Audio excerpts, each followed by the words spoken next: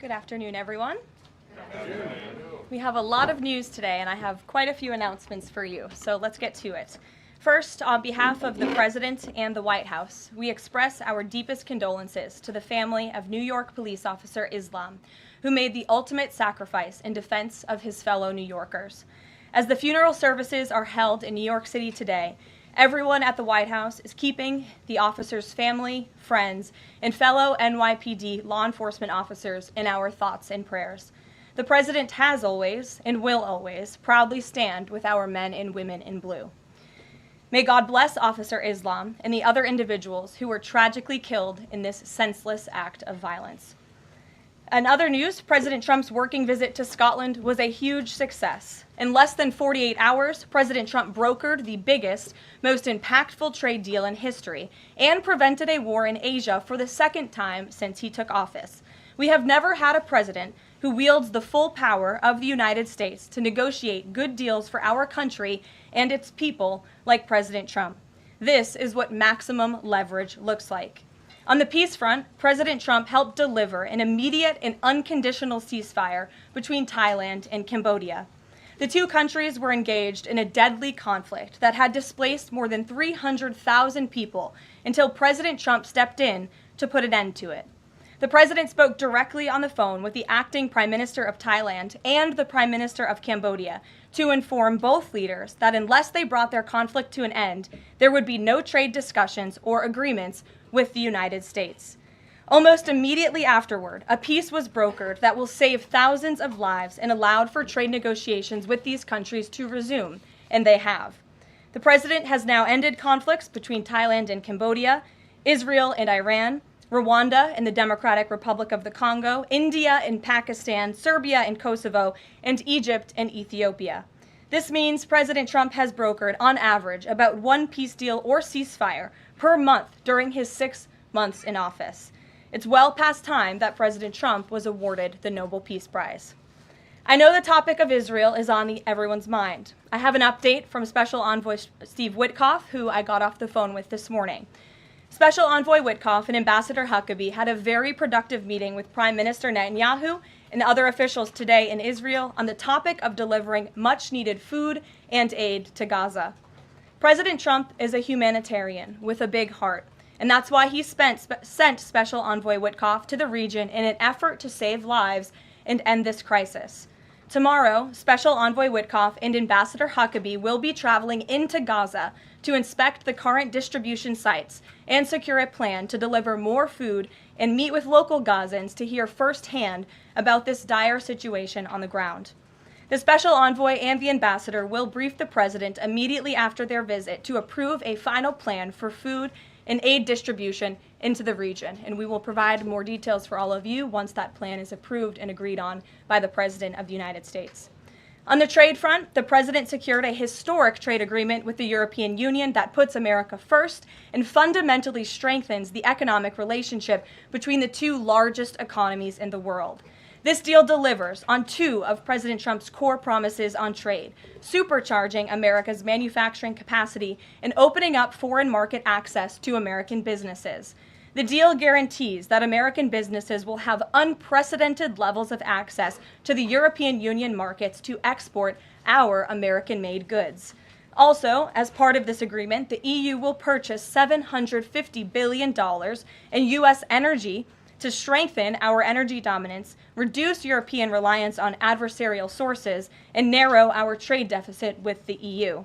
The EU will also make new investments of $60 billion in the United States, in addition to the more than $100 billion the EU companies already invest in the U.S. every year. All of these massive purchases and investments will happen by the end of 2028. What we are watching is President Trump rebuilding the greatest economy in the history of the world and simultaneously proving the so-called economic experts wrong at every turn. Media pundits said a trade deal with the EU this monumental and beneficial to America would be impossible, but President Trump made it happen. The so-called economic experts repeatedly said that the American economy would be in a recession this summer. Well, summer is here. It's almost over. and that recession does not exist. Yesterday, in fact, real GDP growth in the second quarter increased at a 3.0% annual rate, significantly above expectations. President Trump's America First policies are driving economic growth, as he always said they would. And this growth is being driven by the private sector, not the government.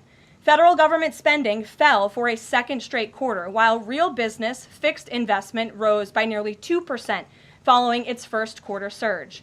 President Trump is right-sizing government spending, reversing the damage done by the Biden administration, and allowing the private sector to flourish. The same so-called experts claimed that President Trump's tariffs would spike inflation and hurt American consumers. But consumer spending growth just accelerated and inflation remains right on track. For the past 5 straight months, core inflation has come in below market expectation and remains in line with the Fed's 2% inflation target. Meanwhile, customs and tariff revenues have already totaled more than $150 billion since President Trump took office, leading to the first June budget surplus in nearly a decade. Those revenues will skyrocket even further starting tomorrow when new reciprocal tariff rates take effect. President Trump is restoring America's economic sovereignty by reducing our reliance on foreign countries, boosting investment in the U.S. to the tune of trillions of dollars, and creating hundreds of thousands of high-paying jobs for the American people. With America finally put first on trade and the largest middle-class tax cuts in history and other pro-growth provisions of the One Big Beautiful Bill beginning to take effect, the American economy will boom like never before over the course of the next 3.5 years, thanks to the president's vision. Finally, as you all know, the president signed an executive order earlier this year to solve the problem of exorbitant pharmaceutical pricing. According to recent data, the prices that Americans have been paying for brand name drugs are more than 3 times the price other similarly developed nations pay. The president is determined to solve this problem and took further action today. He has signed 17 letters to pharmaceutical companies' CEOs, and I would like to read you one of these letters to the CEO of Eli Lilly. All of these letters will be provided to you following this briefing. This is to the CEO of Eli Lilly from the President of the United States. On May 12, 2025, I signed an executive order delivering most favored nation prescription drug pricing to American patients to stop global freeloading and guarantee that Americans pay the same prices enjoyed by other developed nations.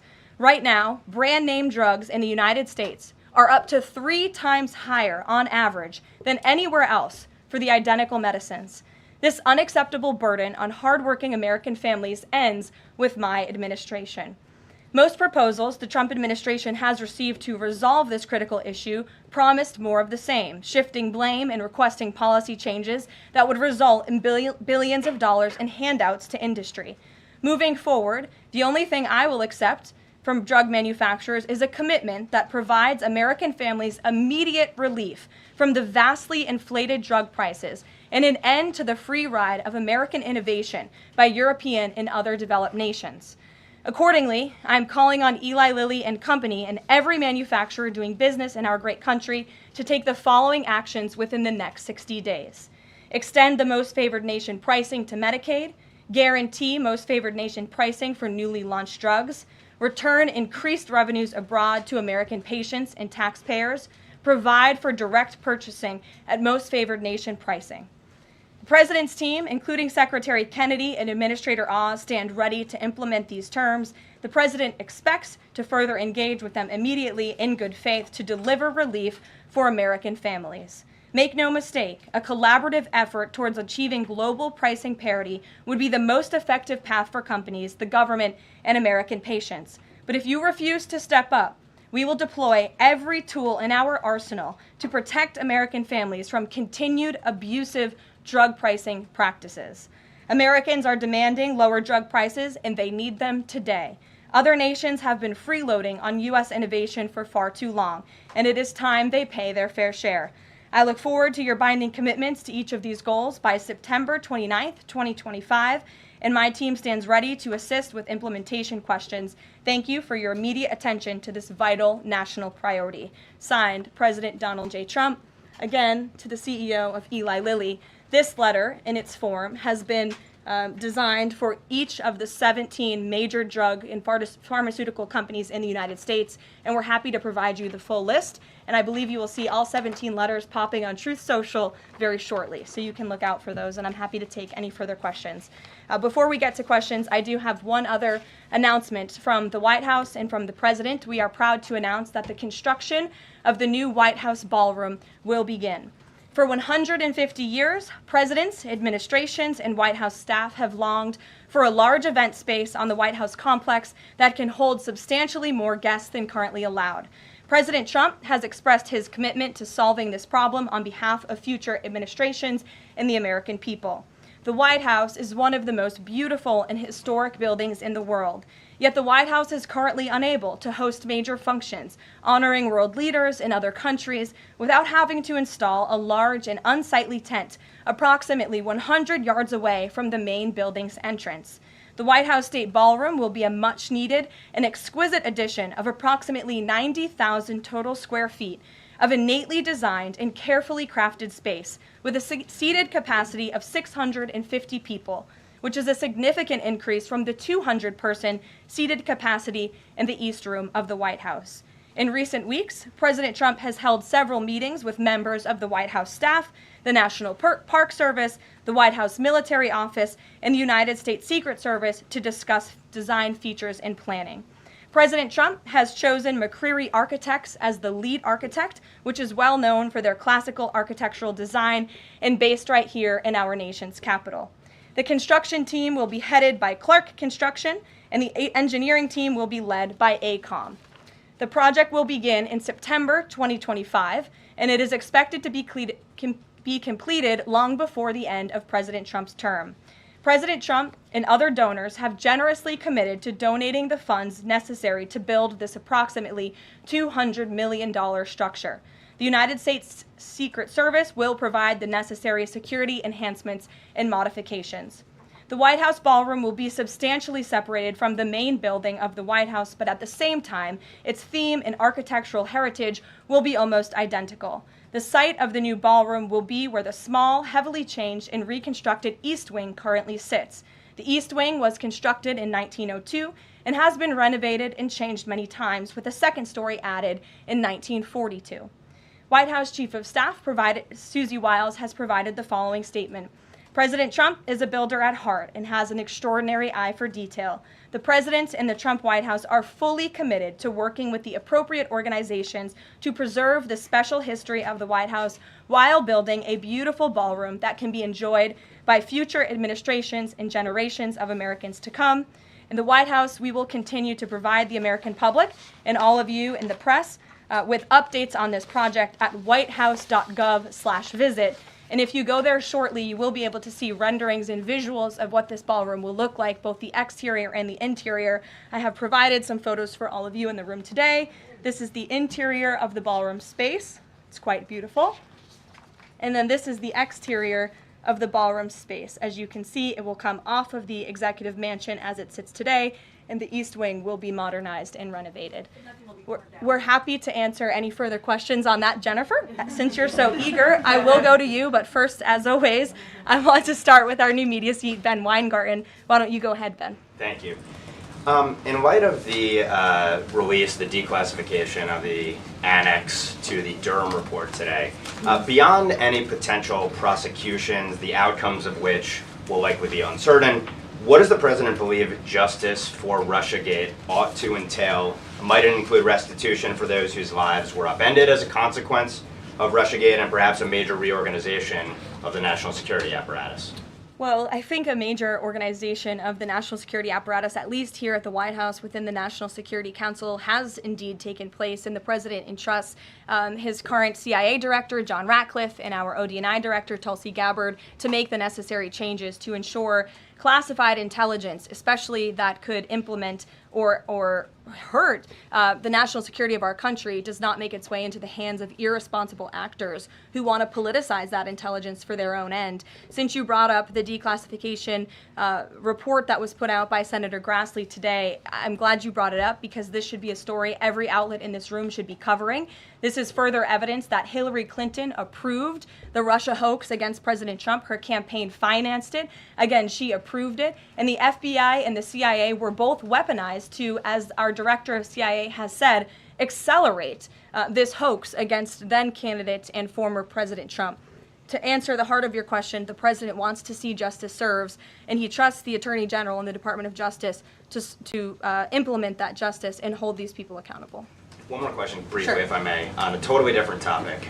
There's been legislation reintroduced in the House and Senate on designating the Muslim Brotherhood as a terrorist organization. The Muslim Brotherhood is considered by many to be the fountainhead of Sunni Islamic supremacism from which Hamas and other groups have spawned, with a nexus to domestic organizations as well. Does the president support designating the Muslim Brotherhood as a terrorist organization?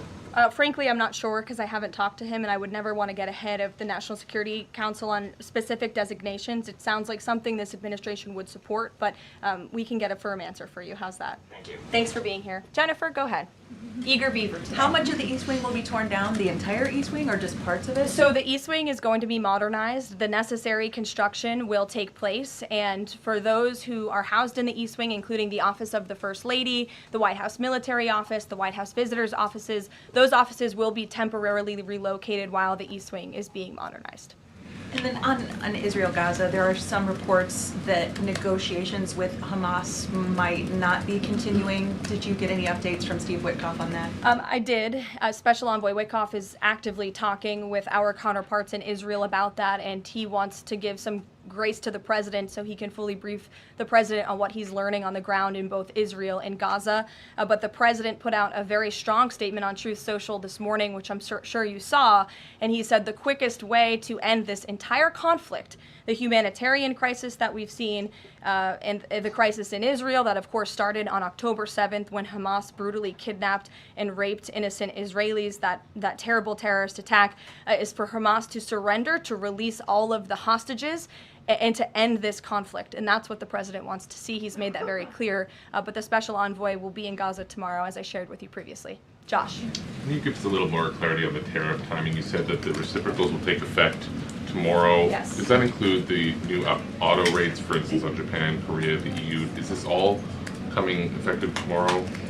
So some of the countries you just mentioned, Japan, South Korea, they have bespoke trade deals that the president cut, which, just to backtrack for a second, Josh, we promised that the president would negotiate with countries all around the world to cut tailor-made trade deals depending on those countries' challenges, how badly they've ripped off the United States of America and our manufacturing industry and our workforce in the past. And he has done that. Of our 18 major trading partners, 2/3 of those trading partners have a deal.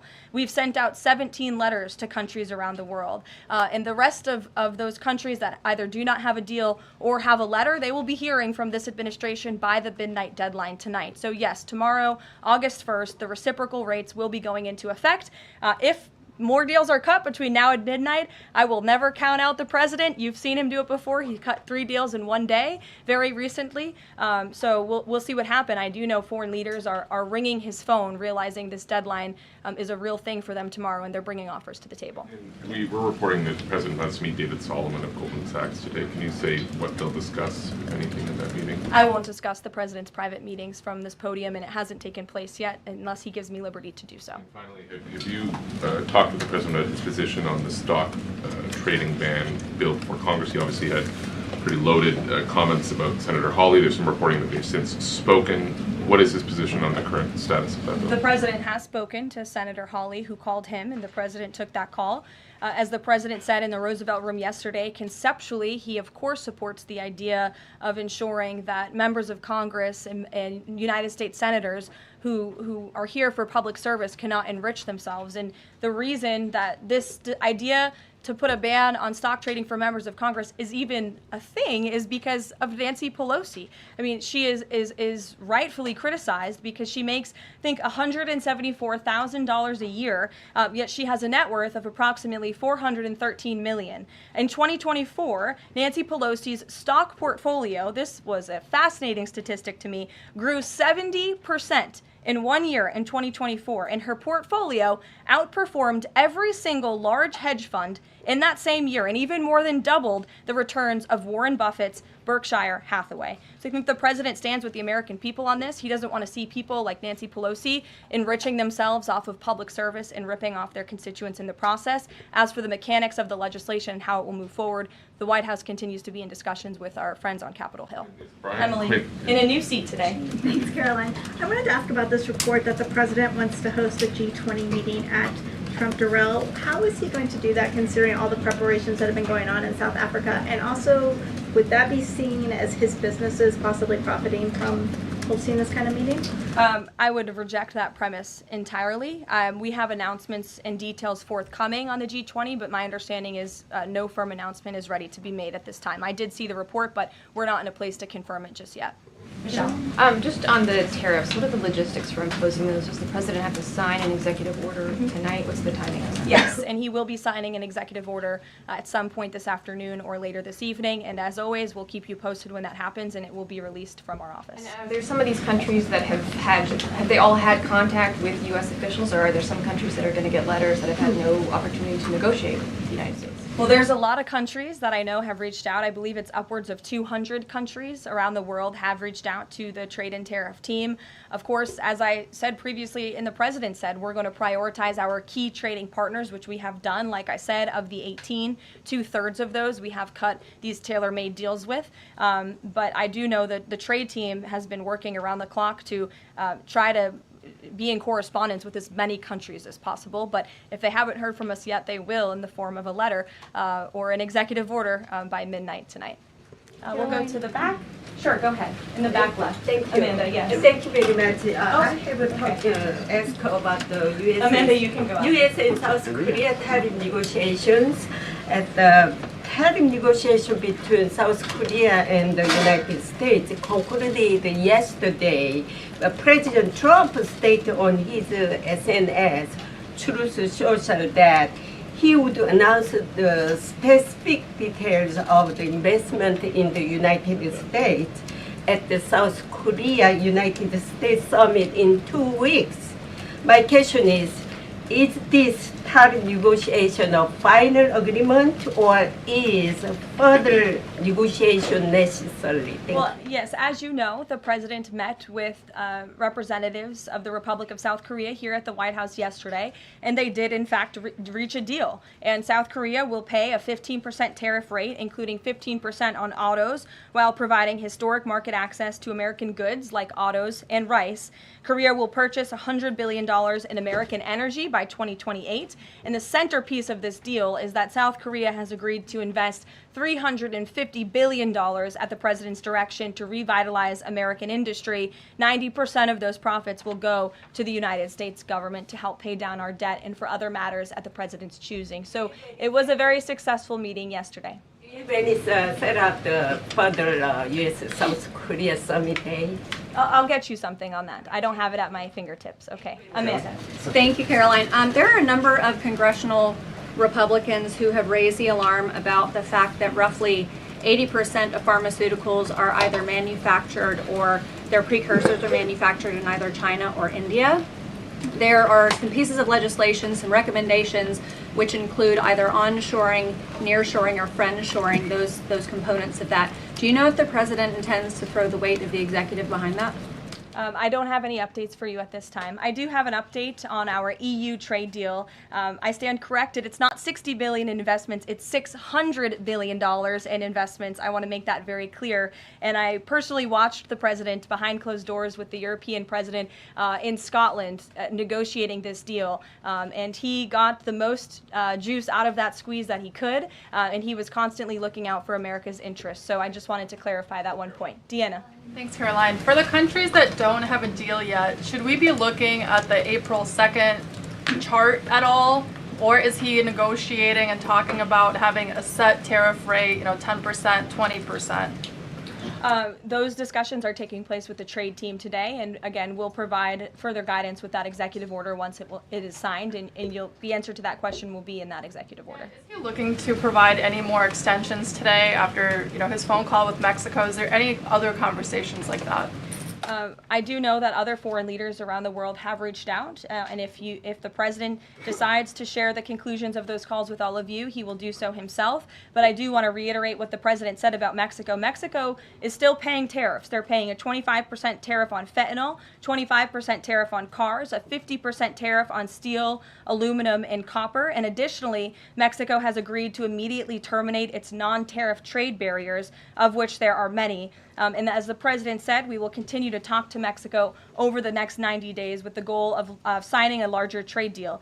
The key to this, again, is Mexico has agreed to terminate those non-tariff barriers and to continue to work with us in good faith. Mexico is a very unique situation of all the other countries around the world because, of course, we share our southern border with Mexico, which we've seen an increase in cooperation between Mexico's President Claudia Sheinbaum and our administration on clamping down on drug trafficking and human trafficking at the southern border. We appreciate those efforts and will continue to work in good faith and to continue to have these trade discussions as well. Joey. Yeah, thanks, Caroline. Just clarifying on a previous question.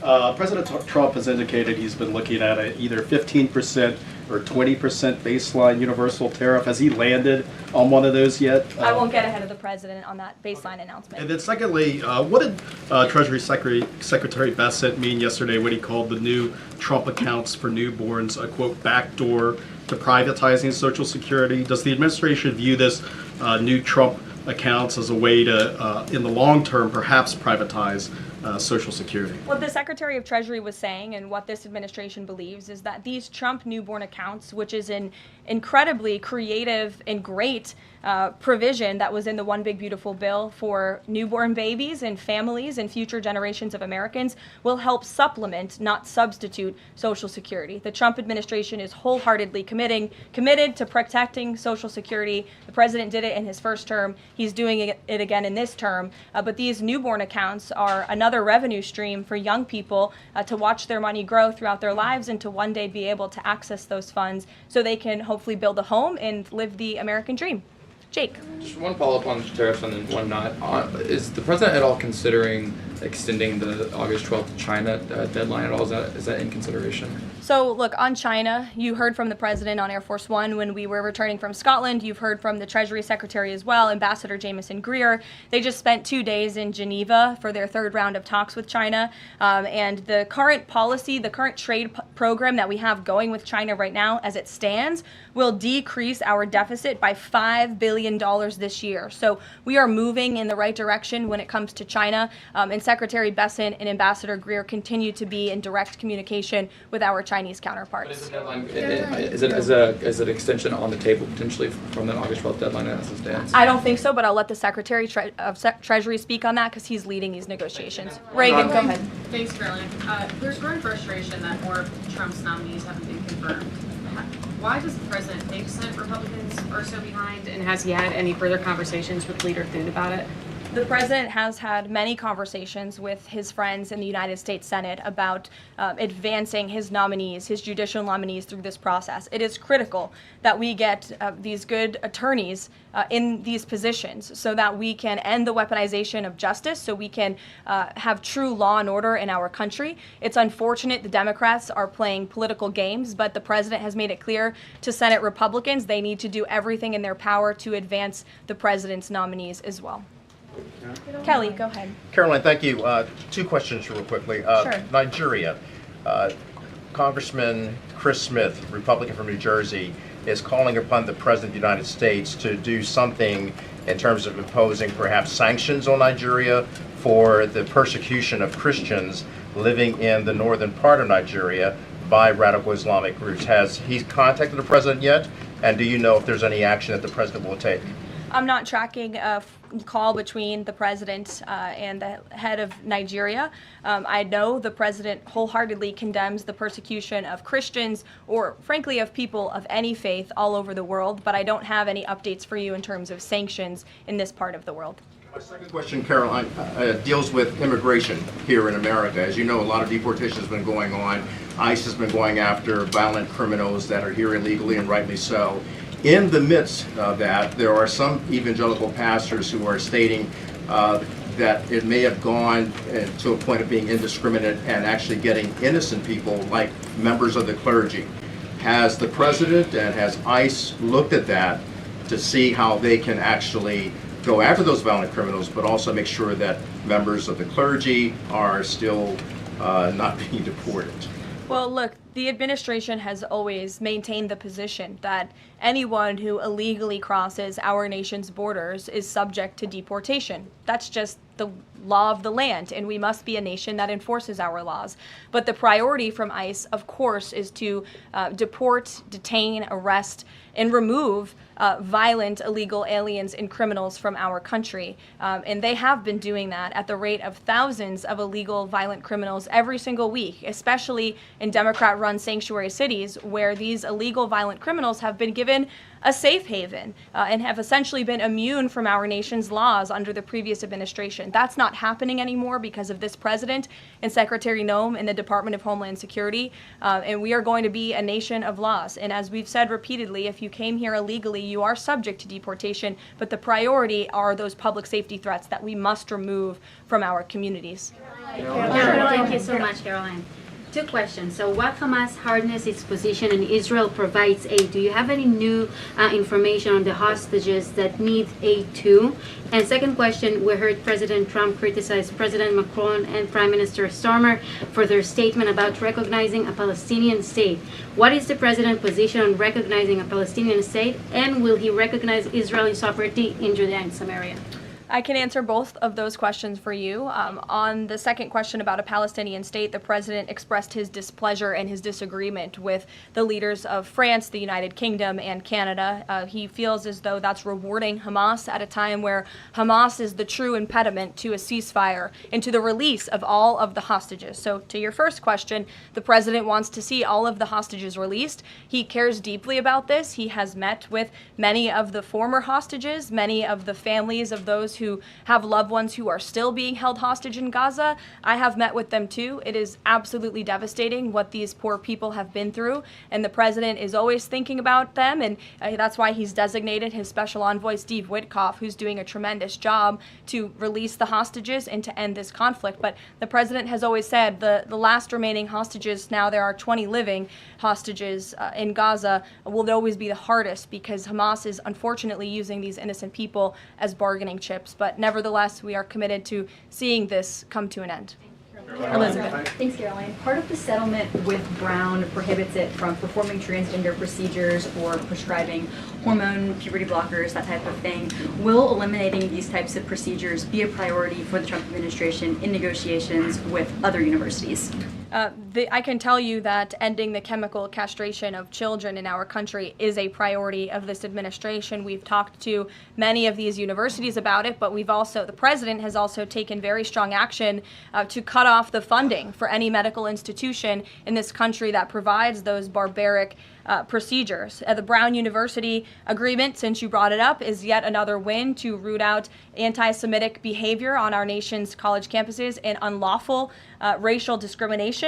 Brown has agreed to no longer allow unlawful racial discrimination in admissions or university programming.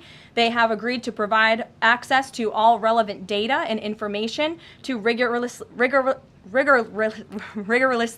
assess compliance with its commitment to merit-based admissions, and they will pay $50 million over 10 years to state workforce development organizations that comply with anti-discrimination laws, supporting regional economic growth and career opportunities. Brown will also adopt the definitions of male and female from President Trump's executive order, defending women and gender ideology extremism for women's sports, programming, facilities, and housing. Brown will no longer perform gender reassignment surgeries on minors or prescribe them puberty blockers or cross-sex hormones.